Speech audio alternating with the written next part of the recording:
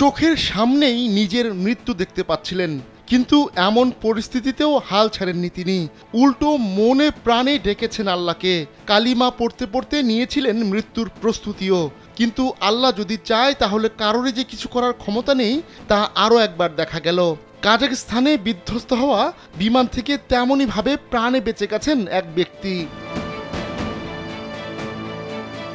সম্প্রতি আজারবাইজানের একটি বিমান রাশিয়ার উপর দিয়ে উড়ে যাওয়ার সময় সেটি কাজাখস্তানে বিধ্বস্ত হয়।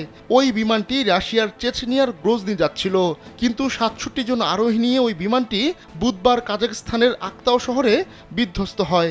এতে ৩৮ জন আরোহীর মৃত্যু হয়, তবে প্রাণে বেঁচে যান ২৯ জন। তাদেরই একজন সুভনকুল রাখিমভ।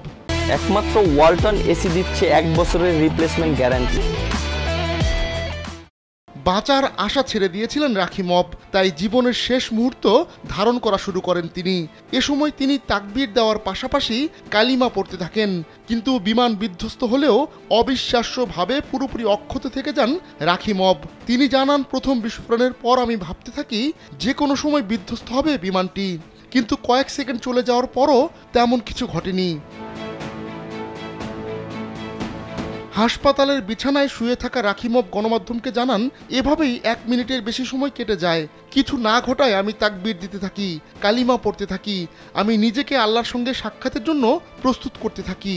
সোশ্যাল মিডিয়ায় ছড়িয়ে পড়া ভিডিওতে দেখা যায় বিমানের ভেতর যাত্রীরা আল্লাহর নাম নিচ্ছে। এ সময় অক্সিজেন মাস্কগুলো যাত্রীদের মাথার উপর ঝুলে থাকতে দেখা যায়।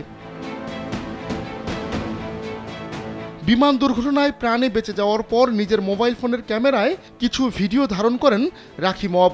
সেখানে দেখা যায় বিমানের অর্ধেকাংশ মাটিতে পড়ে রয়েছে, ভেতরে মানুষজনকে পড়ে থাকতে দেখা যায়, আর কয়েকশো মিটার দূরে কালো ধোঁয়া উঠতে দেখা যায়। এ সময় জরুরি কর্মীদেরও উদ্ধার কাজে অংশ নিতে দেখা যায়। আহমদুল্লাহ শিকদার, কালবেলা।